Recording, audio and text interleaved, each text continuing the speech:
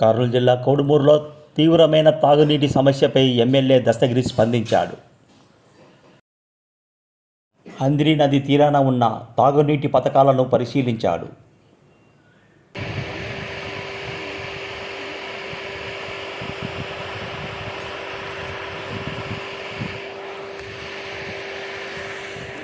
హంద్రీ నదిని పరిశీలించిన ఎమ్మెల్యే హంద్రీ నుంచి అక్రమంగా ఇసుకను తరలించే వారిపై చర్యలు తీసుకోవాలని పోలీసులను ఆదేశించాడు.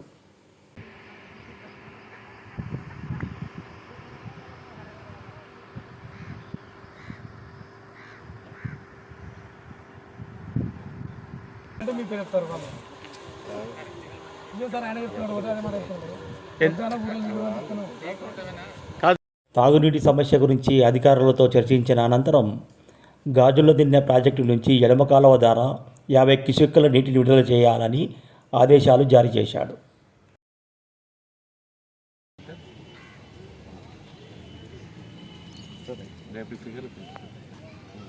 కోడుమూరు పట్టణంలోని వాటర్ ప్రాబ్లం చాలా ఎక్కువ ఉందని చెప్పి తెలియడంతో స్థానికుల సమాచారంతో ఇక్కడికి రావడం జరిగింది.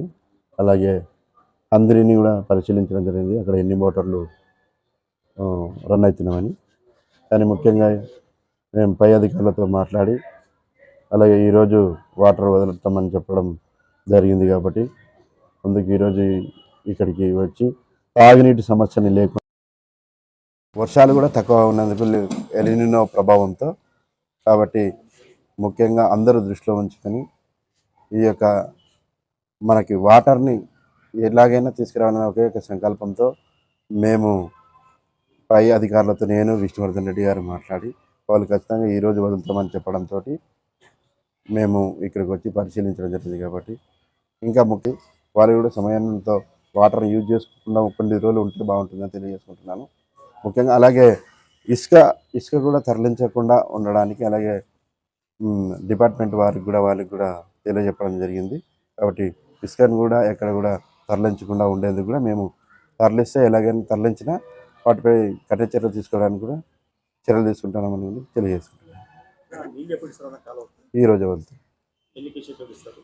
నాకు క్యూసెక్స్ అంటే 46 మ్యాక్సిమం 60 అట్లా రావచ్చు. దాన్ని అది ఇంక్లూడింగ్ చేయొద్దండి. జీడిపి గాజుల దిన్నె ప్రాజెక్టు నుంచి వెళ్తారు.